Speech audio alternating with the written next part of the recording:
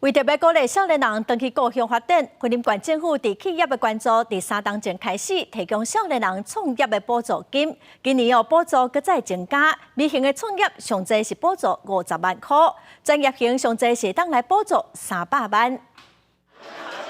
甲云林在地生产的米加工包装，增加市场的销路。搁有拍铁啊做装塔，嘛会当在人设计真做文创艺术品。按照桌顶摆的每一卡手指，嘛会当透过 DIY 家己动手做出来。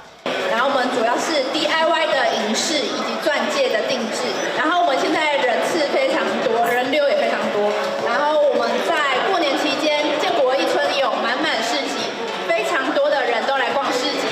为着要鼓励少年人创业，云林县府3档前有企业关节约开办青年创业补助，提供户口伫咧云林县20岁到40岁人创业资金补助。今年阁增加甲微创型本地补助30万，有关到50万；专案型本地上悬200万，提悬到300万。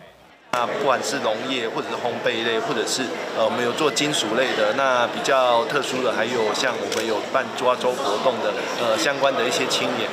都参与我们相关的一个青创的一个补助的部分。为着要甲在地青年劳力，县府提供创业补助金，会当用伫咧厂房、设备等等的投资，透过专人辅导甲课程的资源帮助，3年来顺利辅导37间青年业者创业，类型有农业、文化创意、运动休闲等等的无同领域，希望鼓励青年留伫咧家乡创业。公视新闻综合报道。